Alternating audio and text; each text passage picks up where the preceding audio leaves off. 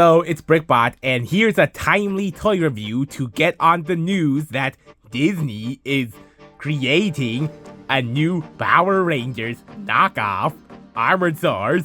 You know, Disney XD is a much more recognizable name than Day One Media, and I guess Power Rangers is just when colorful multi-ranger suits.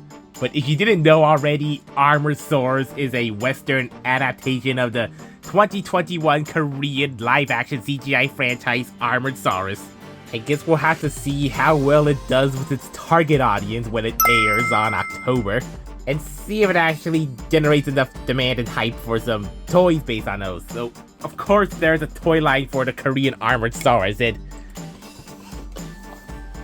they're transforming, but they're not robots, so they're not really my main forte, but I did pick up all four of the mini lowest price point compact series that were on sale at my local marts, and probably still are. So these were made by Academy Hobby Model Kits.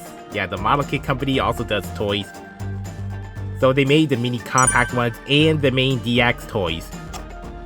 But there is also a more premium licensed sound assortment made by Day One themselves, as seen on the licensed sticker of authenticity. Yeah, so just basic renders of the dinos on front. Okay, I guess that's their badge, but that does kind of look more like an OA or a DR. Side of the box has the direct frontals, the Pternadon a little off to the side. This side has the toy renders with a compact. Made in Korea by Academy Hobby Model. Like, you would assume this would be like a colors made very for illustration blur, but you know, they just had to reaffirm its made in Koreanness. Yeah, this was released at the tail end of 2021.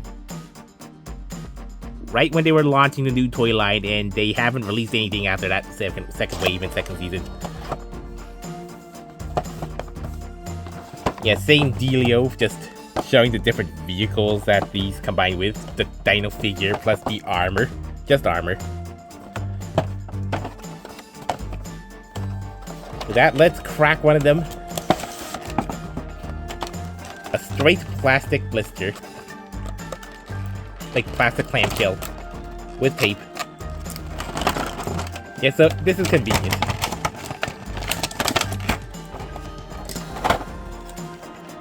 And a strip of instructions.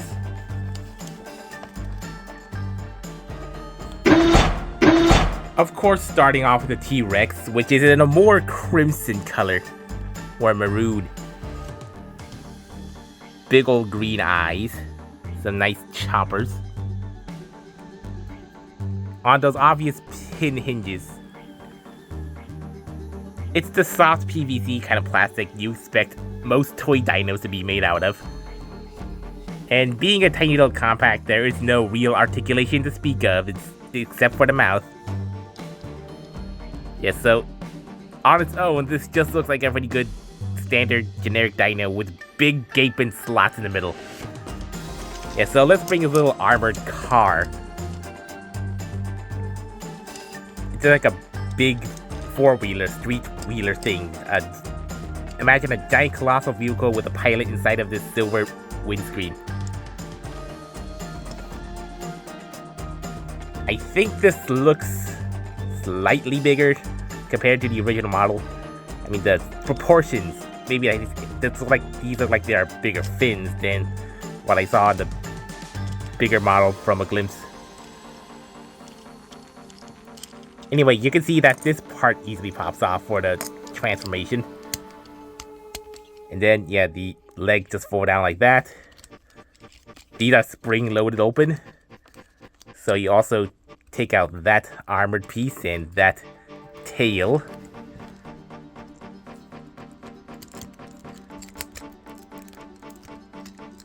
I guess the idea is just to align it with the head and then just let them plonk to the side, semi-automatically. And then I guess this is the cockpit area. And now this Tyranno is all armored up. Pretty simple two-piece transformation. Yeah, so now this is a slightly more distinct Tyrannosaurus.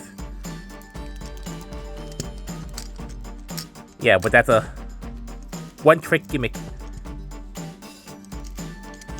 Nice painted blacks all around, all things considered, and a silver lining and interesting side jaw lines. Yeah, I guess you're supposed to open that to kind of align that with painted tongue in it.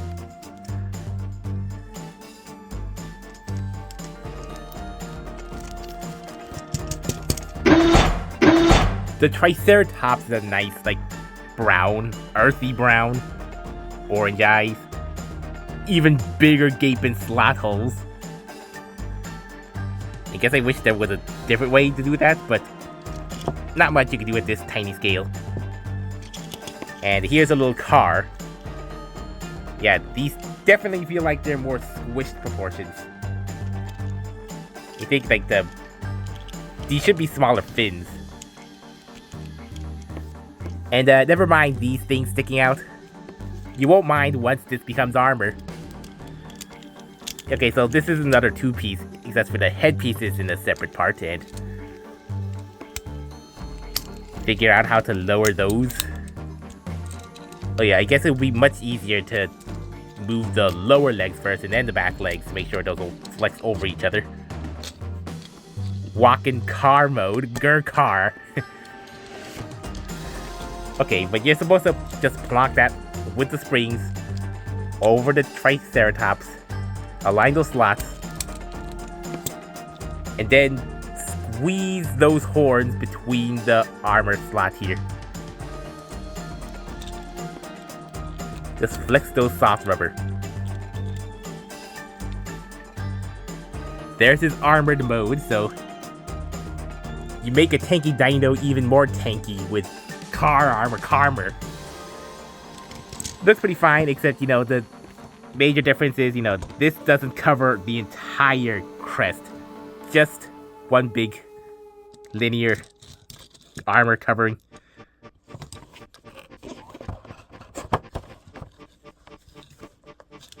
Oh, and it also looks like those horns should also be reinforced, so I guess just using the natural horns, because I guess those are pretty strong enough for this little compact version. Just a few spots of silver paint, but it could use a lot more in the animation model, but this is serviceable.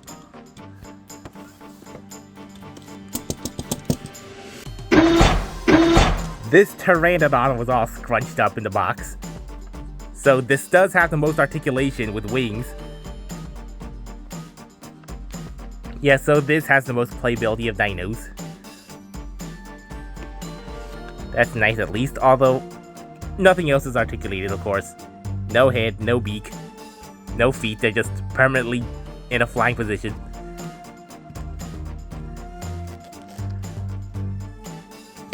And the armor vehicle is this purple hover jet thing. It's like a flying saucer-like vehicle rather than a fighter jet. Yeah, there's the cockpit back here. Yeah, it doesn't quite flow well with the Pternadon armor headpiece. There's the 2021 Academy stamp here, as with EON and DWN, Taiwan Media, and EON, I guess, the also company that also made that Armorsaurus. Tyranno armor doo-dee-doo. Time to armor up a pterodactyl. Just spring load those bits. Oh, this is 3 pieces. We're getting more complicated here.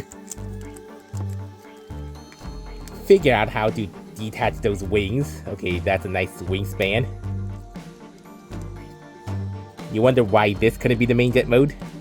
I mean, well, it has to be compact, I guess. Yeah, I just slot that over. Oh, and there's the big gaping holes that go all the way through the body. Oh, poor Pteranodon. Oh, this one, yes, just had to really spring and lock in. And I guess there are secondary tiny tabs to align those wings in place. Now to figure out where this tail goes.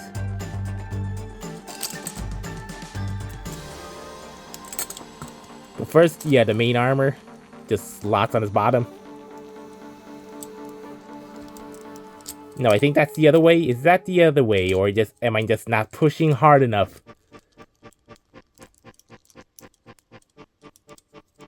No, I think this is the other way.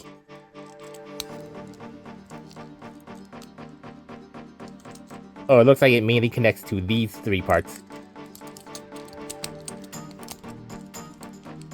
Okay, now that's pushing in place, and this does kind of look like a tail, but it's actually for the beak covering. Yeah, so you got a giant armored Pternadon, a big purple one. Can't do much articulation with those hard plastic wing coverings. Yeah, hope this also gives him more flight, some more boosted capability to offset the extra weight of big metal on a Pternadon.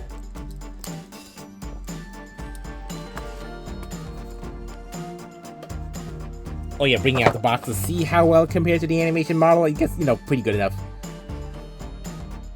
There aren't many visible accent colors here, so nice bits of gunmetal plastic or black paint and silver.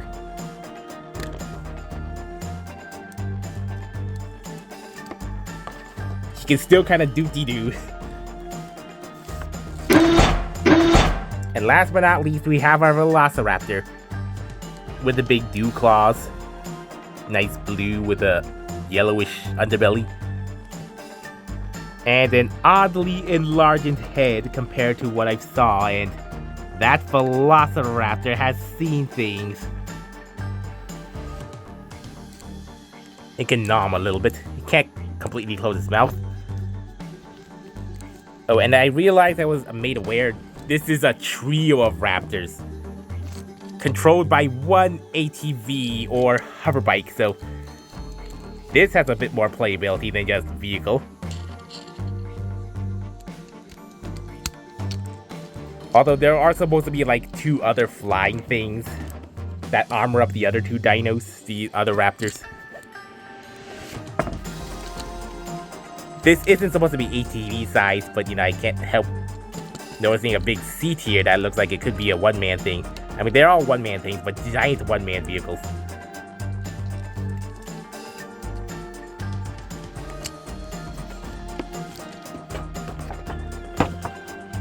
Yeah, so the box does show 3 raptors, showing that it suggests you should get 3 of them. They're not going to be the exact same, but I'm not sure why would you want 3.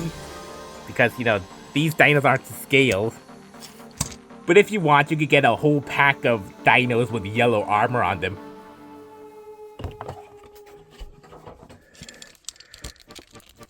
Now to armor up. Yeah, there's the raptor head. Raptor bike. Raptor hover bike.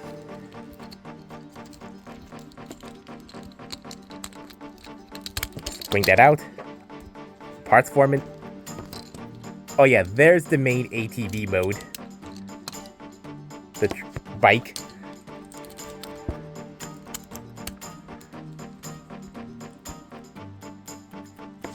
Yeah, so there's the main armor.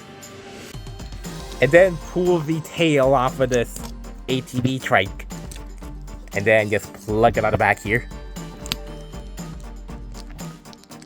Okay, that's fairly secure. Now we have a fully armored raptor. That is going to be a bit awkward aligning the slots on his thigh, so they're the least intrusive holes. With the rest of the body, because I'm not sure where that's going. Okay, nice and snapped. So there's the raptor and the leftover ATV bike and hover bike. So interesting play pattern. You get 2 in 1 basically. So I guess this is for like the youngest member of the team to be offered as a support unit. To be more out of the way of danger while the main raptors attack.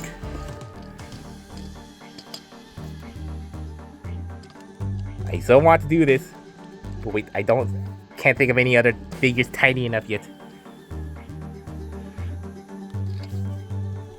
He's kind of looking a little thick with the armor. Oh, and also very weird curvature of the dino arms because they are not aligned with his actual arms, so that's kind of looks like he's 4 arms, so that's a little weird. And the jaw side armor just protruding out here, it doesn't look as bad as on the Tyranno, which is all the way out here. It's not even close to the jaw here, so this is slightly better.